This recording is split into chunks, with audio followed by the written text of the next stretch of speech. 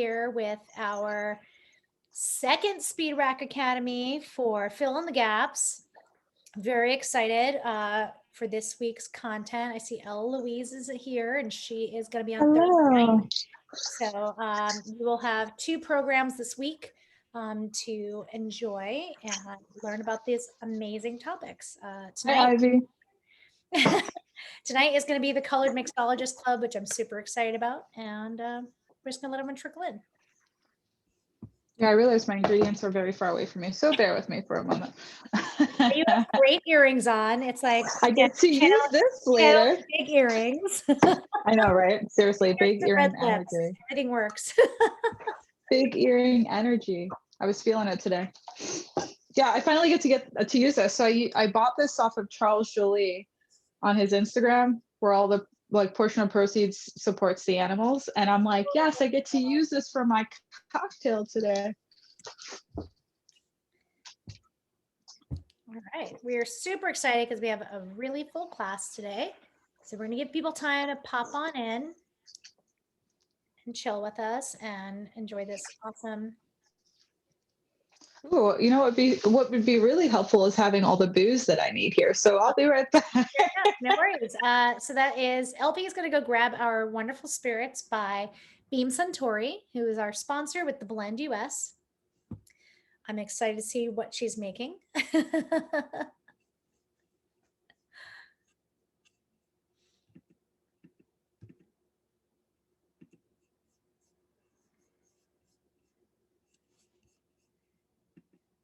Again, we're just letting everyone jump on in. We have a nice group of people joining us today.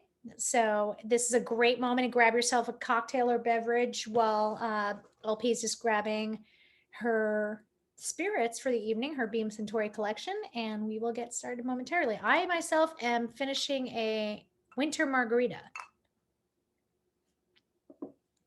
So if anyone's, it's Tuesday, I was like, margarita day.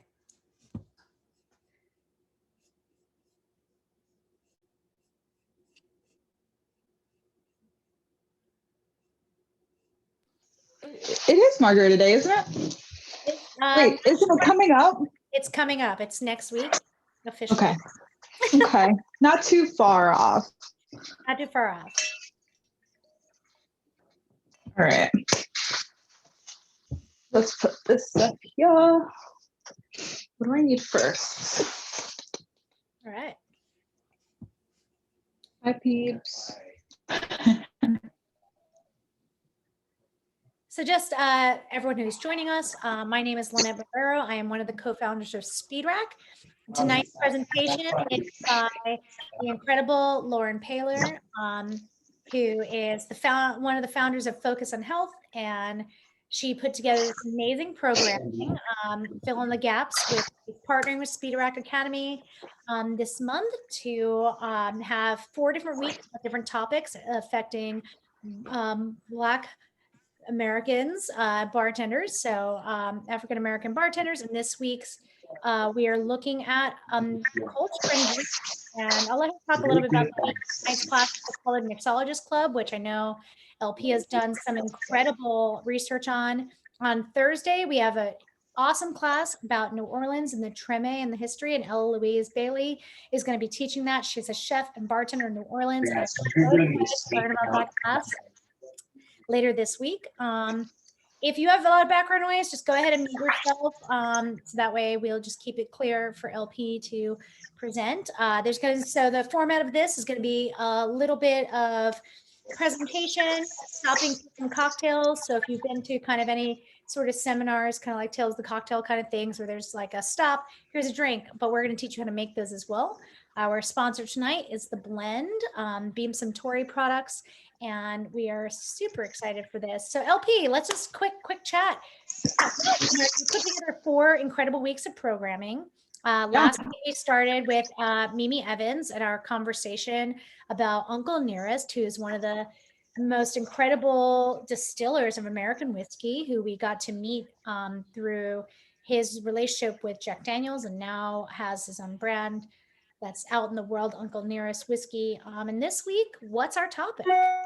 Yeah, so we're going to be discussing the Colored Mixologist Club. And in order to tell this story in a way that really provides everyone with a lot of context, I'm going to take you through a little bit of history. So a little history lesson, but I promise you it will really ensure that you're getting the full experience here. But I'll introduce myself briefly, and then we can get right into it. I'm Lauren Paylor. I am one of the co-founders of Focus on Health. I've had the great pleasure of also working with SpeedRack over the last few months, helping them out with some social media. So I was really excited to be able to kind of merge my two worlds in regards to that, to put on amazing classes and content that really focus on filling in those gaps of history, those untold stories, and focus a little bit on the struggle for equitable spaces and for equality, so that we can be able to celebrate those innovations, but acknowledging that the story has to include both of those elements in order to ensure that we are really being as accurate as we can possibly be. So I'm going to share these slides and we're going to get right into it. I've challenged myself to try my very best to stay within the time limit, but we'll see what happens here. There's a lot of amazing content and I don't want y'all to miss out. So the Colored Mixologist Club. So as I said, there will be a little bit of historical context that I'll provide you all with. And this is, again, just to ensure that you're getting as much of an understanding of what the time period was like for the individuals that were being innovative. And the idea behind it really is for each and every one of you to kind of put yourselves in them shoes, and to really be able to celebrate those moments, because of the struggles that they consistently and constantly had surrounding them. So we'll talk about the first temperance movement in the early 19th century, the Civil War, when slaves were freed in DC, Emancipation Proclamation, 13th Amendment, Jim Crow laws, the Colored Mixologist Club founding. We'll talk a little bit about the Colored American magazine, which actually I was able to do research and find it in the National Archives, and get a lot of really helpful information. And then we'll talk about why DC is Chocolate City and some of the amazing stuff that a couple of organizations today are doing to ensure that we're honoring our ancestors and consistently telling their stories. All right. So first temperance movement, early 19th century, how did this affect African Americans? So temperance movement was an organized movement during the 19th and early 20th centuries to limit or outlaw the consumption and production of alcoholic beverages in the US. We're all pretty familiar with that and what it is and how it affected the United States in general. But I wanted to change that lens for a moment and really lean into how it affected the African American community. So, published after he escaped to freedom in the North, Frederick Douglass' best-selling 1845 memoir, Narrative of the Life of Frederick Douglass, American Slave, vividly brought the inhumanity of slavery to life for American readers. So, he really provided everyone with perspective about how alcohol was honestly used and utilized in a way to control slaves. So in moments where they were given freedom, or a moment to celebrate, they were given alcohol, and it was one to distract them so that they didn't have the ability to plot their escapes from their masters, and two, again, used as a mechanism to ensure that the slave owner at all times had control over. It was used as manipulation, essentially, right? So he, looking at this quote here, he wrote, "It was the most effective means in the hands of the slaveholder in keeping down the spirit of insurrection." And thinking about it that way, it's actually quite awful to think that it was used as a tool to control these individuals who, I mean, I guess at a point where you didn't think they could be controlled anymore. This is really brought into perspective. So the Civil War, let's again look at it into a different perspective. So Civil War occurred 1861, 1865, and it was the fight between the North states loyal to the Union and Southern states that had seceded to form to the Confederate States of America. So as we have here, sorry, and I have to adjust things down because all of your lovely faces are over all of my words here. The Negro question, as they called it, became an important issue early in the conflict. Most slaves were in fact liberated when the Union Army eliminated the local Southern forces that kept them in slavery. They simply left their plantations to seek freedom under the protection of Northern military units. Union commanders had decided how to deal with them, had to decide how to deal with them, I apologize. Early in their fighting border states, slaves were sometimes returned to their masters in the hope of encouraging support for the Union, right? So again, we're in a moment where they're plotting their escape. I usually just turn right back to their master. So, however, as more and more slaves walked to freedom, because this was around the time we have the Emancipation Proclamation occurring, the 13th Amendment's coming up in history, the Army made provisions to use them as a resource. So even in war, when they're trying to fight for freedom, they were taken advantage of and they were utilized in a way that catered to the bigger audience. So the Army hired many to work in non-military roles: cooks, wagon drivers, blacksmiths, laundresses. But until later in the conflict, racial prejudice prevented arming former slaves and allowing to fight. So as the war progressed, however, African Americans could sign up for combat units. So by the end of the Civil War, some 179,000 African American men served in the Union Army, equal to 10% of the entire force. Of these, 40,000 African American soldiers died, including 30,000 of infection or disease, often because of neglect. The Confederate armies did not treat captured African American soldiers under the normal prisoner of war rules. So at Fort Pillow, Tennessee, there are claims that 300 African American soldiers, Union soldiers, I apologize, were massacred after they surrendered, which obviously is extremely unfair treatment. This was more than likely occurring because of the color of their skin. Another thing I want to bring up in regards to the Civil War, this is during the time where we really see that influence of cognac becoming very heavily integrated into Black culture, which Janae is actually going to talk about that later on in the month. But it's such an amazing story how cognac becomes one of the highest selling spirits in America around this time, or at the start of this time, I should say. So the Emancipation Proclamation, 1863, and the 13th Amendment, 1865. So after about 3 years of Civil War, the proclamation declared that persons held as slaves with the rebellious states are and henceforth shall be free. Then the 13th Amendment was initiated by the Senate in April of 1864, the House in January of 1865, and ratified by the states in December 6th of 1865. And this abolished slavery. But unfortunately, what we see occurring and happening when the Jim Crow laws come along later on, in a couple of years later, is that what we thought was freedom for slaves, again, is taken right away from them when we have the Jim Crow laws enact separation, right? We see it in school systems, we see it with bathrooms, we see it with water fountains. They're not allowed to utilize the same spaces and places, which is really, really just unfortunate. So I want to talk a little bit about the Emancipation Proclamation and 13th Amendment before we move on. But so Lincoln issued this famous speech, freeing all slaves in territories controlled by Union armies. He justified the program under his wartime powers, declaring that slaves contributed substantially to the support of the Confederacy. Eliminating slave labor, the proclamation reasoned, would severely undercut the Southern rebellion. So at the close of the war, it was obvious that slavery was over. Most African Americans had walked away from their bondage, and there was no sentiment in the North to reward Southern slaveholders with the return of their slaves.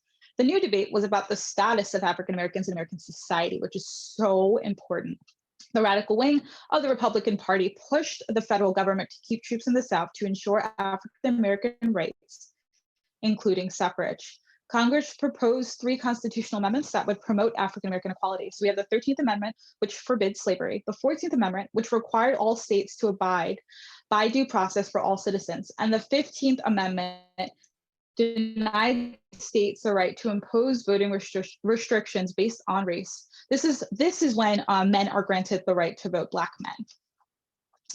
All right. So then we have Jim Crow laws. So, however, in 1876, this is what I was talking about, referring to before, a standoff in the presidential election created a constitutional crisis. As a compromise, Rutherford B. Hayes, the Republican, became president, but federal troops were withdrawn from Confederate states. This opened the way for white majorities in these states to reimpose laws that discriminated against African Americans.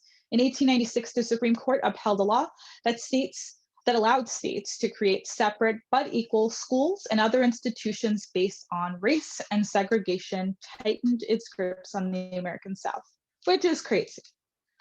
All right, I think that's enough history. So we're gonna have a cocktail. So we're gonna talk about the four pioneers of the African American, when we're talking specifically about African American contributions, and Cato Alexander is one of them. I'm not gonna give away too much, but he's otherwise known as the father of mixology, and is said to be the originator of the term and drink cocktail, which is defined as sugar, spirits, bitters, and water. So what better way to, execute that than with an old fashioned, all of those ingredients. So I'm going to make this the way that I would make it today in a bar. I was considering using like a sugar cube and bitters and a couple of dashes of water, but unfortunately, I have to work with what I have. So LP, so yeah. where did you find so that he defined that? That's really cool. Yeah, so I was very fortunate and lucky. I was able to access a lot of this information from National Archives, and I actually started my search by relying on the names that I knew were already kind of doing this work. So David Wondrich, Tiffany Barrier, Dwayne Silvestri, and then from there on Google, able to find articles that they were closely associated with, and then identify the names, right? And then from there, accessing the libraries online is gold and key. There's so much information about this stuff on there. So that's how I was able to find Cato. All right, so we're making old fashions. I know it's rather easy looking drink, but I promise you, as if your technique is not right, it's not so easy. So what we want to ensure we do is start out with our bitters. So I have my bitters in this little bottle here. All right, so I'm going to do 2 dashes of aromatic bitters. And then I made a nice gem. So 2 parts of sugar in the raw and 1 part water. You can do this a couple of ways. I honestly like to get my workout on, so I put everything in a bottle and I just shake it until it dilutes. No, I actually don't do that. I can put it in a little saucepan, low simmer, and then just whisk all the ingredients together until the sugar crystals are nice and dissolved. Sorry, just looking for my jigger. So I'm gonna do 1/4 ounce of syrup and put that right into my mixing glass. If you're making this at home, you don't have a mixing glass, you can use a pint glass. If you don't have a pint glass, feel free to just build this in your glass. And building it in your glass is simply just placing all the ingredients that you would use to make your drink in your glass. All right, and then I'm gonna use Jim Beam Black. The only difference between Jim Beam Black and Jim Beam is it's aged a little bit longer. It's delicious, and back in the days of these cocktails that we're discussing, they'd usually use cognac or whiskey to make these drinks. You see a lot of gin cocktails as well. And Bacardi is mentioned in quite a few things, but we'll actually talk about that a little bit later. All right. Forgive me, my table's rather small, so I'm going to try to make this work as smoothly as I can. So I went on Amazon. I was able to find these like blocks. So I'm actually going to stir with this as well as place one in my glass so it looks nice for my drink. When we're talking dilution or thinking about dilution in regards to our drink, we're trying and attempting to do 2 things. We want our drinks to be cold, right? That's key. And we also want to ensure that we are diluting them so that all the ingredients we have are nice and balanced, especially with something that has 2 ounces of spirit, a little boost forward. Your old fashions and your Manhattans will be very boost forward either way, but incorporating that water, great balance. If you're trying to be a little bit more sustainable, honestly, Something I've seen many people do. Miss Katie Renshaw is here. I'm going to give her a shout out. She did a really amazing class a couple of months ago talking about sustainable drinks. Just put your water, dilute it by 20-25%, put it in your freezer, and then throw it over a piece of ice or just throw it in a glass. And it's a great way to save yourself some time and energy. I have a bottle of Old Fashioned in my freezer right now, so it works out rather nicely. All right. Stir that a little longer than I typically would because, again, I'm using a big block of ice. So then I'm going to strain that right into my glass. Awesome. And bartending sitting down, they should have a competition for that. Then I take my orange peel. Goal here, want to get a nice fat peel. Then you're gonna just squeeze it so that all those oils fall right on top of the glass. And then I have a manicured peel that I'm gonna place in my glass. And voila, have an old fashioned. I think the picture actually looks much nicer than mine, but I'll take what I can get. Awesome. All right, I'm gonna have a sip. I was gonna say, I'm like, that looks delicious. So, I was just thinking in my head, like, man, should I drink it? something like a good old fashioned in winter, you know what I'm saying? Like, why not? I mean, honestly, I probably should have started last so it could just sit there. And by the time I'm done, I can drink it and it's not over diluted, but Awesome. And I know that there were a few questions earlier. If there's anything I can answer, please let me know and keep popping those questions in there. All right. Great. So why not start talking about these pioneers? So we mentioned Cato briefly a moment ago, inspiring that word cocktail. So Cato Alexander, born in 1780, as documents lead us to believe. Like other barmen of his time, Cato Alexander began life as a slave. So born in New York in 1780, Alexander was freed by the state's Act for the Gradual Abolition of Slavery. Something also that's very important to remember, the North and the South divided around this time, right? Blacks in the North usually were of higher class and were usually freed or had a lot more flexibility with what they were able to do is probably the best way to put it, depending on what we're talking 18th and 19th century. So he began working in inns and restaurants. So by 1810, he not only opened his own establishment, but named it after himself, which is so crazy cool to me. Cato's was a bar and inn just a few miles outside of Manhattan. So if you're from New York or familiar with the geography, 54th and 2nd Avenue, by today's standards, Midtown East. So as would be the case for several important Black mixologists, Alexander catered to influential white men of the time, including George Washington. But Alexander, he made such a name for himself with drink specialties ranging from brandy, juleps, to gin cocktails. A newspaper actually begged the question, who has not heard of Cato Alexander?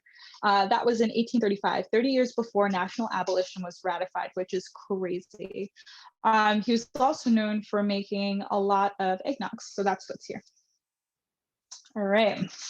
Another lovely gentleman, John Dabney, and I'm sure more people might have heard of him because of how we tie in the julep to his story. So born in 1821, Richmond, Virginia was one of the worst cities in the Confederate United States for slaves, mostly because it was the richest city in the South, the heart of the South's industry, and the capital of the Confederacy up until the Civil War ended. It was a place for moguls, money-hungry landowners, but it was also where one John Dabney made a name for himself by serving mint juleps. John Dabney was born a slave. His mother was a cook for the DeJarnets, the people that owned them. This is how I can tell I need water when I can't pronounce anything. Which he became old enough to be allowed inside. He was of service to the chefs, bartenders, and caterers. This is where his love for gastronomy and mixology began, but also it taught him to keep a careful eye on details. What I love about John Dabney is this is around the time we see cocktails having these beautiful garnishes. And I beg the question here, and it's funny because Wayne said this the other day, and it's always something I thought about. mint is a weed was growing everywhere. So we're like, well, did they put it in the cocktail because they had so much of it? Or were they really paying attention to details? I mean, obviously, either way, we think of garnishes on drinks, and it's one of those things that has stuck in current day. Think of how many of us that is one element that's so important in ensuring that we're providing that experience to our guests, right? Because we drink with our eyes after all. So I thought it was really cool. All right, now we have Uncle Dick. So this is actually really cool because this story takes place in DC, where I'm from. So Uncle Dick, or Francis, was born into slavery in Virginia in 1827. By 1848, he had begun working at Hancock's on 12th Street and Pennsylvania Avenue in DC. Not at all far from the White House, and it really, really wasn't. It's very close. During his 35 years at Hancock's, Francis saw the start and the end of the Civil War, the passing of the Emancipation Proclamation, and all manner of awkward and often violent historical shifts of power and value. And I wanted to start by telling you the significance of all those events, because can you imagine during that time working at a bar less than a mile and a half from the White House while all of this stuff is happening around you? It's crazy. So all the while, he was a favorite of the political DC crowd and used the money he earned at Hancock's to invest in local real estate and send his son to medical school, which again is crazy to me, right? Talking, we're talking mid 19th century. Such was his influence in DC's powerful that Francis was asked to bartend for the US Senate after the Civil War. His son eventually purchased Hancock's.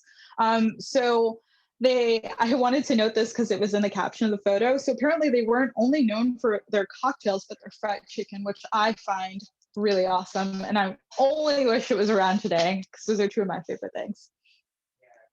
All right. And then finally, we have Mr. Tom Bullock. So The Ideal Bartender is a book that was republished by Cocktail Kingdom.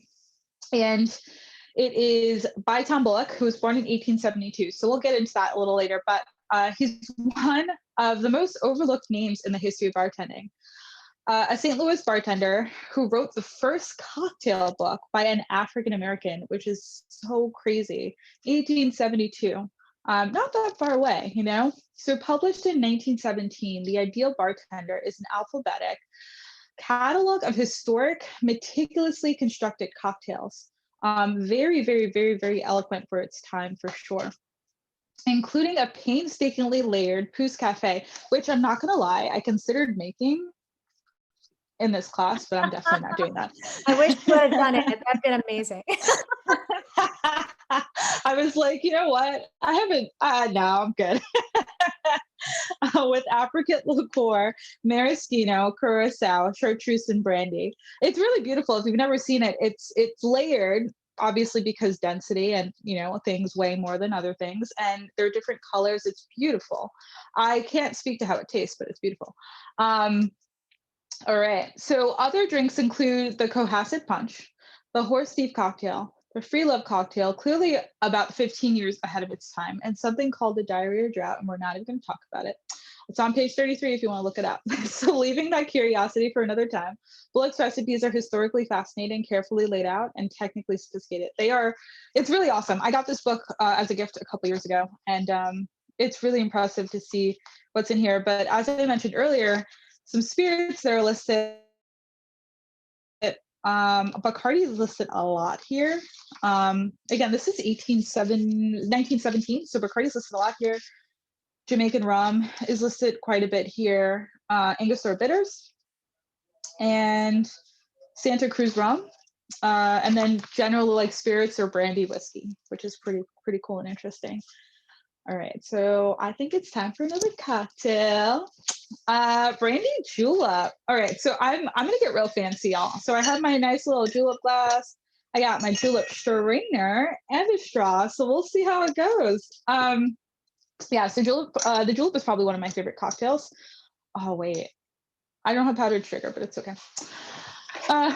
You know, how disappointing. One of my favorite cocktails.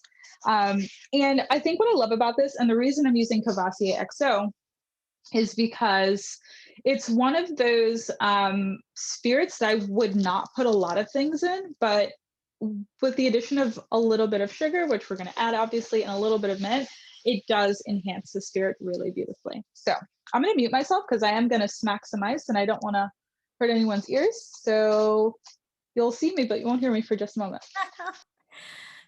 Well, I'll just talk to you while you're doing that. One, that's like the biggest Lewis bag I've ever seen. Like you're gonna make you're gonna make crushed ice for 1 million people. Which is cracking me up. We're gonna get real crushed. This is the Lewis bag that Charles sent me. I don't know. Oh, I can't wait. Also, while we're doing this, a few plugs for other initiatives that LP is doing for FOH and fill in the gaps this month. There is an auction online, so do share it with your friends and anyone who's interested in getting some cool experiences. And also, they have 10 more boxes of their really cool curated cocktail kit box.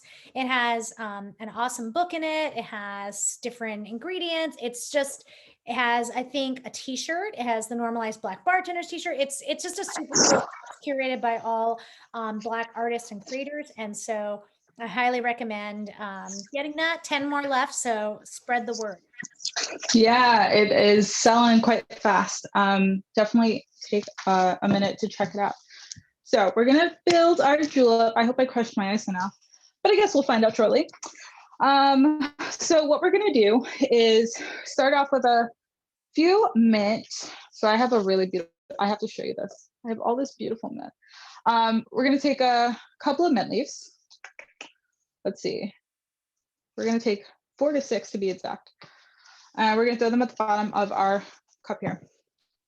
And then I'm using a spiced peach simple. So what I did, took peaches, I took 1 peach to be exact, and I blended it with a quart of 2 to 1 Demerara. So that's sugar in the raw, 2 parts, 1 part water. Blended that together and strained it. Before straining it, I put 1 crushed cinnamon stick, and then blended that all together. So that's what I have here. And I'm gonna take half an ounce of simple and put that at the bottom. Sorry, I'm trying to keep my space clean. It's a pet peeve of mine.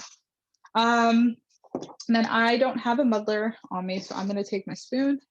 I'm just gonna, basically, the idea here is to take all the oils of the mint and to put them around the base and the wall of my cup. And the way that I'm doing this is like historically how it was done. So I know it may seem weird, but we're gonna make this the right way, y'all. All right, and then the idea here is that they would actually take out the small pieces of mint. I'm not gonna do that because it's for me. So I don't know. All right, and then at this point, what I'll do is I'm going to fill half my glass with crushed ice in this very large bag, obnoxiously large bag. Oh yeah, I crushed rather nicely. Cool. All right.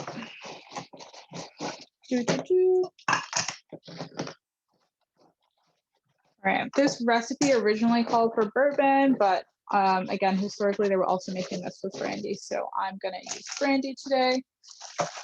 All right, and then I'm gonna take my Cavassier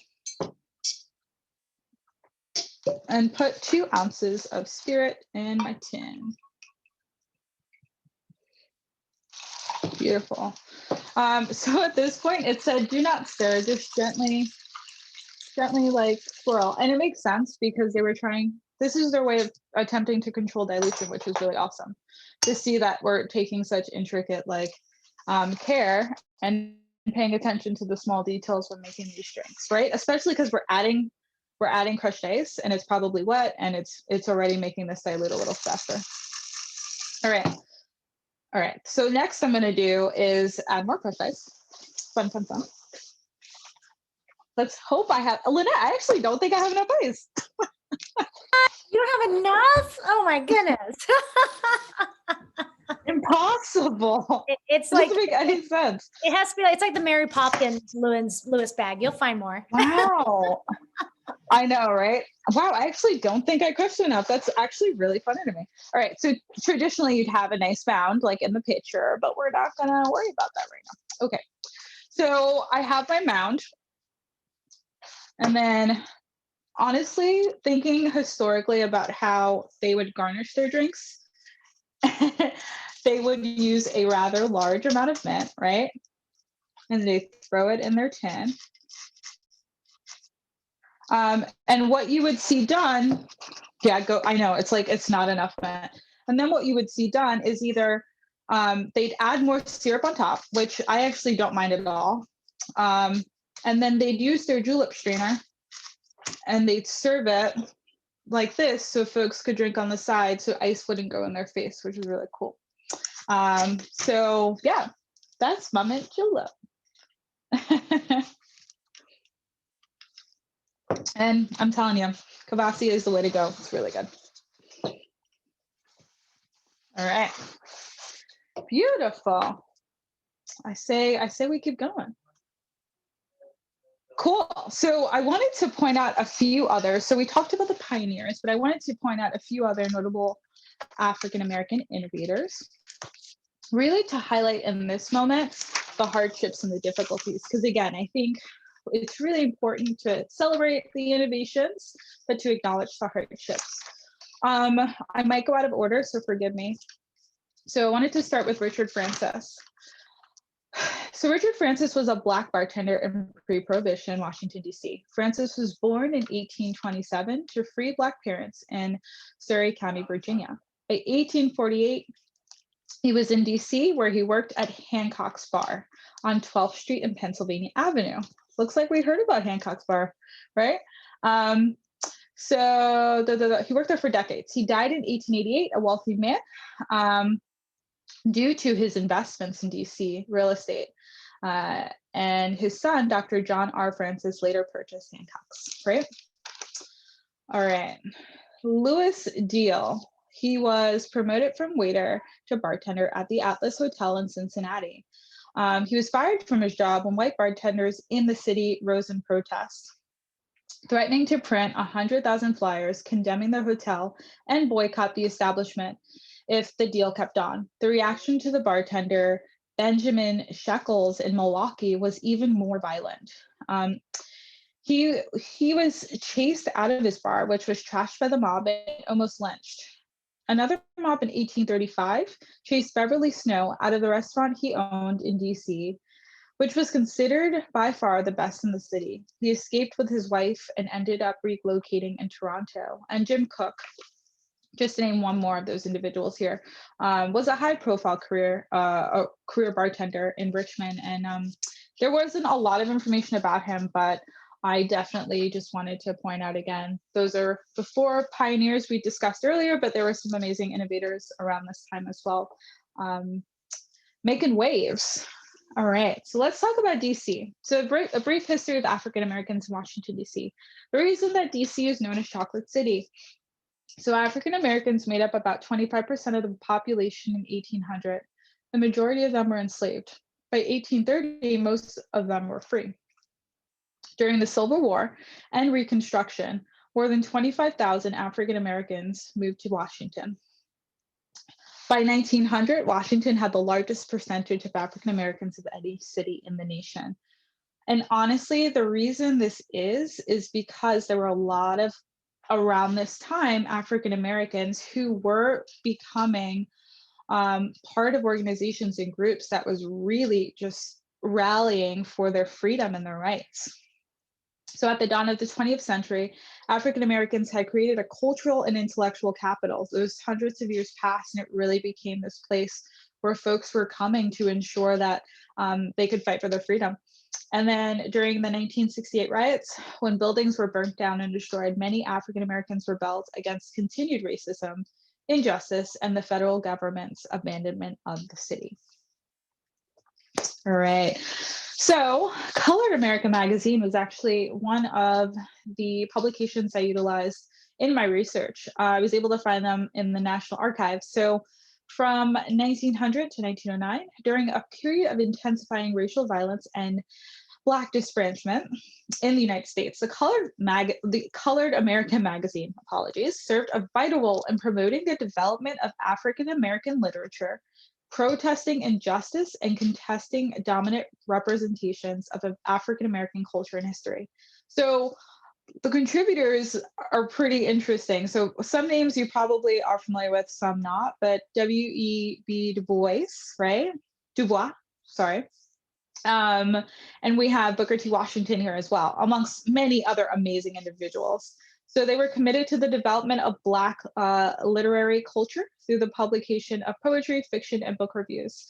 And it was interesting because I was looking at some of the ads in the magazine, and a couple of them were it just surprising, and it was around a time where women of color were really trying to conform with what the beauty standards were for the majority. So there were a lot of ads really encouraging folks to straighten their hair, and they were advertised in such a way as what we would see now with like diet pills, like, oh, this diet pill works, it's been tested on this many subjects, etc. So you'd see this with like hair straightening ads, like, it's sure to make your kinky curly hair straight. And I was just like, wow, this is insane. It's so crazy, right? So segueing into the Colored Mixologist Club.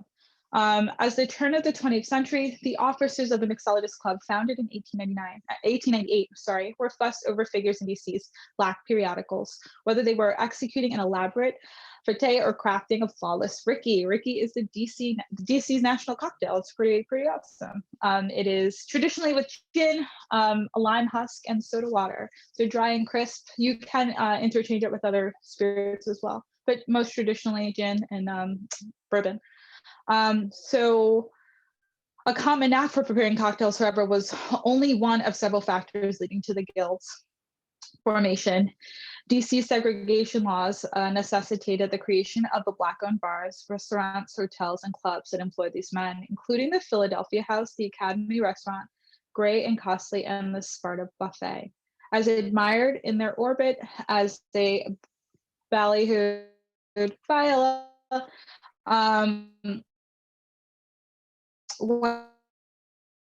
white bartenders outside it, clubs of Blaston, in an era when the racist proximity to liquor was frequently and unjustly associated with lawlessness and vice. The art of mixing liquors has come to be a highly respectable and profitable calling, and men of excellent reputation are found in its ranks. So the Colored American wrote in 1900, to protect the better grade of workmen from the shiftless and unreliable, and to stimulate a broader spirit of fraternity, an organization was found necessary. So these are some clippings from the article. So this little arrow here had a very interesting sentence in it, and I see this appear quite a bit in the Colored American magazine. They refer to Washington, D.C. as her, and I can't figure out why. So they say Washington is becoming noted for her substantial chains of clubs, and scarcely or coterie of any kind is without its organization of congenial spirits. And I was so confused because I was like, are they talking about a lady? What's going on here? And this appears quite a bit. So I wonder if like their editor was a female or something. I need to do more research about it, but I wanted to point that out. But the president of the Mixologist Club is here, Mr. R.R. Bowie. And yeah, I figured I'd read a couple of paragraphs and then we can, go on. But one of the strongest and most unique of the purely social aggregations is the Mixologist Club, which has now been in existence about 2 years. So it was founded in 1898. As its name indicates, it is made up principally of the very useful gentlemen who tickle the popular palate. Oh my gosh, this verbiage is so amazing. With artistic combinations of the fluid that cheers, quote unquote, the fluid that cheers. And who, sorry, it's really difficult to read, and who are wont to talk entertainingly of the weather, the drama, the ring, the track, or politics while shoveling in the cracked ice, or putting the finishing touches upon a Mammy Taylor a Manhattan, or a Ricky, which is so cool. These are all cocktails you know and love, right? The antiquated bartenders, with his unkempt hair and dingy linen, is no longer seen in first-class resorts. In his stead class, in head and in cleanly attire, polite and oh my gosh, man, I can't read. It's like these eyes don't work anymore. And instead has come to the up-to-date businessman, spick-span and cleanly attire, polite and affable, alert and progressive, with a marvelous insight into that mysterious realm we call human nature. He knows how to make good for the house and builds around his engaging personal a trade that is all his own. And then it goes on to discuss an event that they did. Oh, there are things rolling on my table. An event that they did, a ball, the second annual ball over here. If you can see it, the Mixologist Club announces its second annual ball for Monday evening, November 26th at Grand Army Hall. And the event promises to be one of more than ordinary moments. Sorry, the language is a little different than how we speak today, so I apologize. And then it ends off by simply saying there's no reason, on the very last page, there's no reason why the Mixologist Club should not grow in strength and influence as years go by. Nor is there any good reason why Washington may not eventually take her place. Isn't that crazy? Again, take her place in the nights of club life besides New York, Philadelphia, and Baltimore, and extend the hospitality and cheer for which she is so well adapted by reason of the finances and elegant leisure of her citizens. The famous Mixologist Club have opened the way in magnificent style. If anyone knows why they keep saying her for Washington, please let me know. Truly, because it's not language I see anywhere in like publications in New York or anywhere. And it's so progressive. Think about this time period. We had Black folks in general fighting for their lives and for equality. And then you have such a progressive statement. It's a man's world mentality, and they're saying her, which is crazy. So, sorry, Katie, I can't see your comment, but I really want to open this up. I've heard states, countries, and bodies of water referred to as she, her. Yeah, it's interesting. Yeah, it's kind of like, men who like name their cars or motorcycles female names. Maybe it's something like that. I don't know. I'm gonna look into it and I'm gonna let you all know because I think it's really fascinating. Great. So we're gonna make the last cocktail, the hot toddy. We're looking at Katie wrapped in her shawl. I think she needs a hot toddy. This is for you, Katie. This is for you. Yeah, so the hot toddy was a beverage sold very commonly at Hancock's by Dick Francis and staff. So I figured, why not make it? And I'm going to make mine pretty traditionally. I'm just going to add a little turmeric tincture because why not? So I have my Yeti full of hot water. So I'm going to, whenever we make hot cocktails, we just want to make sure we're filling that glass up with hot water. Just ensures that we're creating a nice warm space. We don't want any cold cocktails in anyone's hands, not in this instance. So just leave it there for a couple of seconds or until you realize the glass is hot enough. I like to recycle things, so I'm going to pour my hot water back in my Yeti with my other very hot water. I don't want to just throw it away. All right, so I'm going to start off by adding my lemon juice. Which, bear with me, is on my side here. Ooh, beautiful. All right, so I am doing a fourth fresh squeezed lemon juice, 1/4 ounce. And then I'm doing a 1/2 ounce Dem, again, 2 parts to 1 part.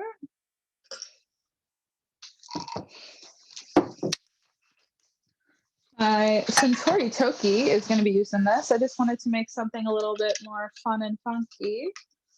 So 2 ounces. Not going to lie, Lynette, I contemplated doing a speed rack round with all 3 of these cocktails.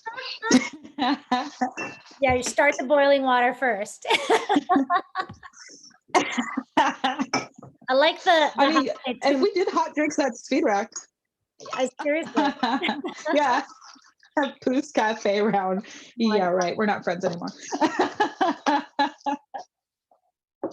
Awesome. So you put your hot water in your glass. And then I am going to do two things. So I have a lemon peel. I'm going to express the oils on my glass. If you can't tell, I love the way that the oils of citrus smell. And then I have my lemon clove studded lemon wheel that I'll place on the top of my glass there. Cheers. Oh my gosh, Katie, I wish I could share this with you. Awesome. All right. So in close, I wanted to just discuss two organizations in DC, and there are plenty more, but two in particular who, two individuals who run organizations that I'm very close with and whose missions I truly and very passionately believe in. So Capri, who's a friend of the Speed Rack family, owns a company called Chocolate City's Best. So it's a platform to enhance the careers of people of color in the food and beverage industry. This is all done by providing these individuals with more accessible doors to opportunities and networking events that will elevate one's career path. Chocolate City's Best elevates these career paths through forms of education, art, panels, and career growing workshops. We believe through these actions, the presence of people of color in the food and beverage industry will grow infinitely. And then back to Black, with AJ, Andrelyn Johnson is a wonderful human, and she is currently writing a book. Her handle is White Plates, Black Faces, and she recently started a pop-up called Back to Black. So around the time when the Black Lives Matter movement was picking up, and there were those tragic deaths of George Floyd, Breonna Taylor, etc. She really felt, her and a few other individuals, Capri's also a part of the Back to Black pop-up, they just felt a little helpless, and they wanted to provide some uplifting moments and a sense of community. So 4 bartenders, a chef, and a talented media team came together with one purpose in mind: to exercise the right to protest against racial injustices that Black people have endured in America for centuries by creating delicious craft cocktails for some of DC's most talented bartenders and delectable bites. So it's really amazing what they've been able to accomplish. They do this while raising money for so many organizations in the DC area and bringing light to the issues that this community endures far too often, in my opinion. But yeah, I just wanted to spotlight those ladies. That's me. Follow me if you want, or if not, that's fine too. But Oh, follow her. I have a resource list here. I just wanted folks to be able to find information or read more about what it is I discussed today. So I will post the links to, sorry, I'm trying to figure out how to get out of the screen. I have an Apple product, and I used to have Android products, so I don't know what's going on. I wanted everyone to be able to go back and do some research if they felt inclined to. So we will post this recording on YouTube. Thank you, Amy, for coming. And additionally, we will post the slides up on our website, Focus on Health. We have Mimi's class up already. So if you have questions as well, I've been posting one fact about Black History Month on my page every day, and it's been really great. The folks have been engaging in conversations and asking questions. So while I'm doing research and figuring out things, they're also challenging me to look into it more, which is great. So I'm always down for a good conversation, especially in regards to, such an important topic. So feel free to reach out anytime. We can talk about it. I'm here for it. Well, thank you. I mean, you did such an awesome job with the whole, curating all the conversations. Like I said earlier, we have Thursday with Ella Louise Bailey, which I'm super excited to learn all about the Treme, NOLA, what's going on, all the African-American influence there, which we know is rich and deep. But this was so awesome. So thank you, LPA. And thanks for that resource list there. We have a few more resources that were put in the chat, which are awesome. So thank you everyone who was contributing to that. And That was super informative and the drinks sound amazing. So I can't wait to try a little turmeric toddy. I have some over here in the house. Yeah. Yeah. Thank you all for coming. I really appreciate it. Do we have any other Good. questions? Does anyone have questions? Yeah.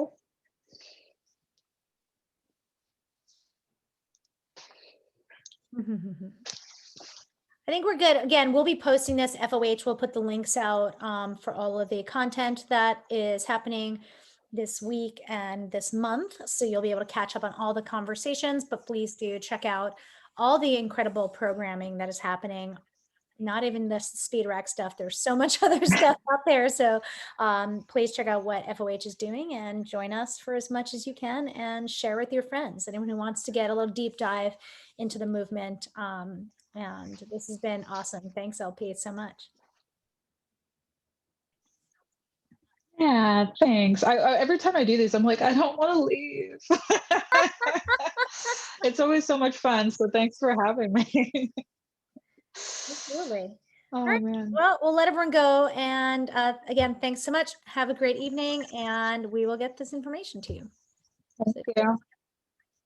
Awesome. Thank you so much.